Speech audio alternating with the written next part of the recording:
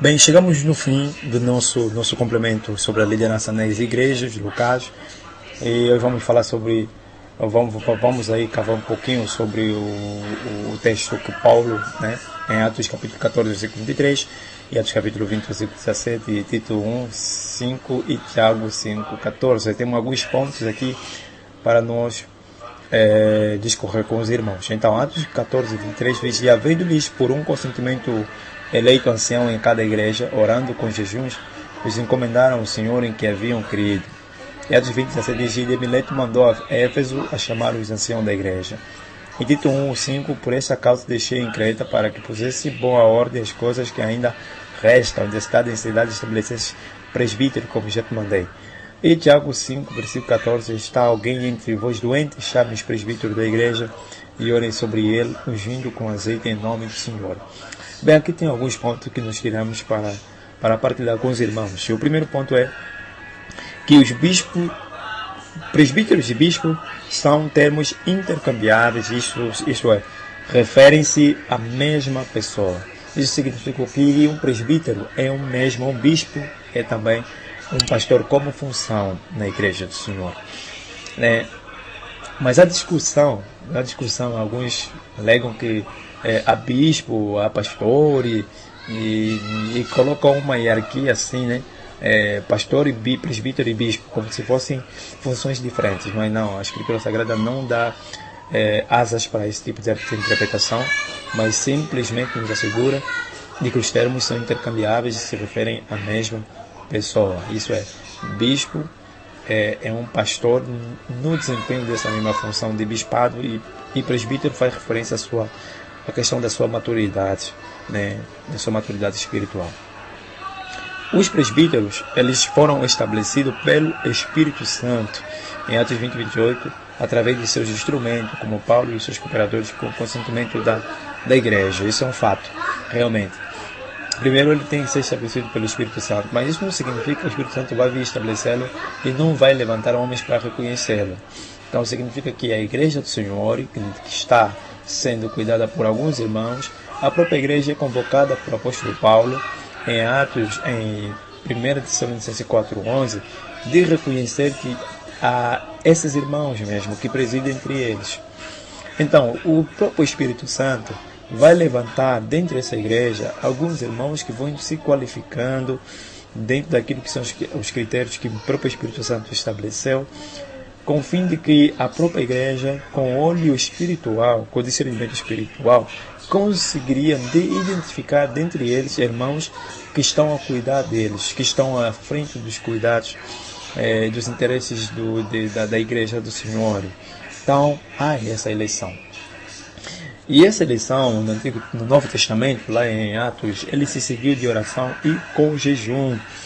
Essa é uma questão histórica, não é um mandamento, uma regra, mas é uma situação, uma condição histórica. E nenhum fator determinante ou algo que deve ser seguido a fio, que nós devemos, não. Porque nós não fizemos nenhuma eleição, simplesmente reconhecemos esses irmãos que estão a presidir cuidar de nós. Não é meramente uma eleição como se eu fosse um apóstolo que vou estabelecer esses irmãos a cuidar de uma igreja. Então Paulo e Barnabé, eles jejuaram juntamente com a igreja e os irmãos eleitos ao bispado, e esses irmãos foram encomendados e entregues ao cuidado do Senhor. E Paulo, nesse caso, elegeram em cada igreja que eles passaram, como a igreja de Listra, Icônio, Antioquia, e ensinando que os líderes de uma igreja local saem da mesma igreja, saem da própria igreja, onde congregam, e não de outras igrejas para vir liderar a nossa igreja. Hoje nós vimos isso funcionando em muitas igrejas denominacionais, onde você vê que um líder sai de uma outra igreja e um pastor presidente vem colocar esse líder para governar uma igreja local. Até existem funções que não são funções, como, por exemplo, evangelista. Algum pastor presidente vem instituir evangelista como se fosse uma função no corpo da igreja, no corpo de Cristo. Um ofício até, corpo de Cristo. Vimos tanta coisa, meus irmãos, que não existem, à luz dos escritos do apóstolo Paulo, daquilo que ele recebeu da parte de Cristo, por meio do Espírito Santo. Então, nós vimos é que os líderes, eles saem da mesma igreja. Paulo, ele tirou das igrejas de Listra, estabeleceu presbítero na igreja de Listra. Quer dizer, os próprios irmãos que estavam lá em Listra, eles mesmos foram constituídos como irmãos da mesma igreja. Assim como o diaconato em Atos capítulo 6, vimos isto, que os diáconos eram da mesma igreja de Jerusalém, foram estabelecidos na igreja de Jerusalém. É isso. De Jerusalém. E também, né, quando Paulo elegeram em cada igreja que eles passaram, como Listra, Icônio, Antioquia, não só nos ensinam que os líderes saem da mesma igreja, né, mas também que as igrejas precisam de presbítero.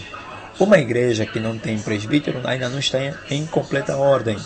Ele precisa desses homens reconhecidos para poderem colocarem em a ordem que é a doutrina, a palavra do Senhor em dia. Quer dizer, deve haver uma liderança que vai estabelecer a ordem moral nessa igreja, quer dizer, através da palavra ministrada aos corações dos irmãos.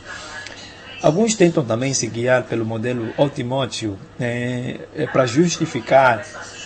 justificar liderança ou homens saindo de uma igreja para a igreja deles ou para uma outra igreja, né? Quer dizer, nós vamos tirar um irmão, né, que fez teologia da igreja, por exemplo, da igreja de uma igreja do Rocha, e vamos colocá-lo, né, para ser presbítero de uma igreja da Samba ou da igreja de Morbento ou da igreja do Gamay, que é amado. Isso não existe isso. Não existe isso. Então, esse tipo de modelo não justifica porque o apóstolo Paulo, ele enviou Timóteo primeiro temporariamente em Éfeso, e Éfeso já havia presbítero, e Paulo enviou com missões específicas, ou com propósito específico, como diz 1 Timóteo 1, versículo 3 a 4. E Timóteo foi como representante do apóstolo Paulo. Então, esses imitadores baratos não subsistem à luz da revelação da palavra que Paulo nos deu. Os presbíteros, eles também são um grande suporte para várias situações na vida dos crentes. Segundo Tiago, irmão do Senhor, os presbíteros devem se colocar à disposição dos crentes doentes, sempre que os crentes solicitarem ajuda. Isso é uma ilustração dizendo que os presbíteros devem ter disposição de poder responder às necessidades da igreja.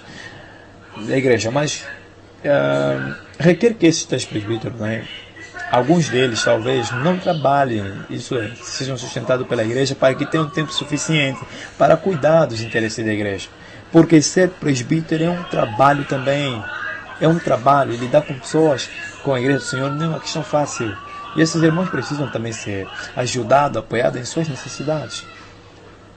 E se queremos presbítero disponível para atender às nossas necessidades, ajudar-nos a resolver nossos problemas, a orar também por nós, e estudar muito mais para trazer as coisas com qualidade do Senhor, com profundidade, com profunda edificação para nossas vidas, esses irmãos precisam mesmo de tempo suficiente para cuidar das suas famílias e para prepararem aquilo que é alimento para a igreja, e darem cuidado e estarem a visitar os irmãos e irmãos nos hospitais e tudo mais. Esses irmãos precisam de condições necessárias para poderem viver e sustentar suas famílias. Então nós temos que realmente ser a favor, né, de líderes que somente trabalham na casa do Senhor, cuidando de nós.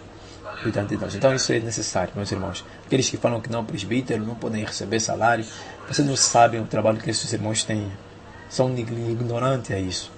Vocês não sabem esse trabalho que esses irmãos têm. Eles precisam sim serem auxiliados pela igreja, sustentados pela igreja. Isso é importante.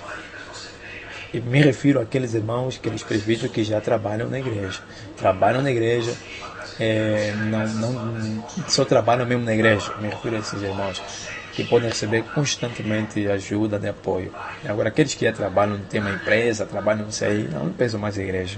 Não pensam mais em igreja. Então, que Deus possa os abençoar. Terminamos aqui o nosso complemento. Que Deus os abençoe, meus irmãos.